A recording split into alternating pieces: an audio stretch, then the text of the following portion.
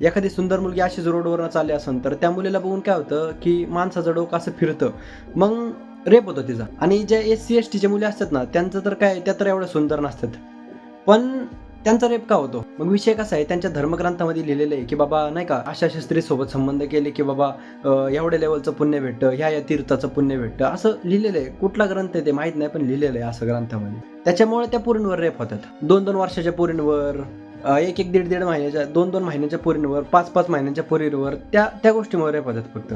का? कारण त्यांच्या धर्मग्रंथामध्ये लिहिलेलं आहे. असं मी नाही बाबा, असं या माणसाचं म्हणणं आहे. नाही म्हणजे सांगताना मला तुम्हाला नेमकं सांगता पण येत नव्हतं की हा माणूस नेमकं काय म्हणतो, याला नेमकं म्हणायचं तरी काय. तो मेरा कहने का मतलब है, रेप की थ्योरी ये है कि कोई भी कैसे भी दिमाग का आदमी रास्ते में जा रहा है, उसे खूबसूरत अगर लड़की देखी, सुंदर, अति सुंदर, तो उसका ब्रेन है वो इधर विचलित हो सकता है, तो रेप हो सकता है. आदिवासी में कौन सी अति सुंदर स्त्री, SC की कौन सी अति सुंदर स्त्री, मोस्ट ओबीसी में ऐसी स्त्रियां सुंदरियां हैं, क्यों होता बलात्कार? उनके धर्म ग्रंथों में इस तरह की निर्देश दिए गए. हिंदू धर्म ग्रंथों, हाँ उनके ग्रंथों में, हम हिंदू है कि नहीं है, मैं उनके ऊपर मुझे कुछ नहीं कहना, उनके ग्रंथों में.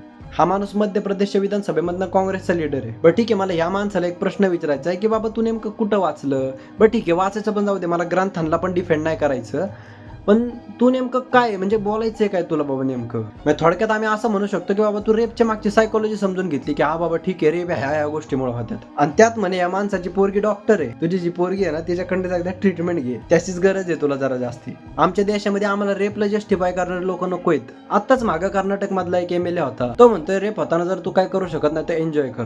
अरे भाई, तुम्हाला काय बुद्धी आहे का नाही थोडीशी बाबा? बोलताना आपण काय बोलतोय, कोणत्या गोष्टी बोलतोय, कशाबद्दल बोलतोय, तुमचे घाणेरडे विचार तुमच्याकडेच राहू द्या.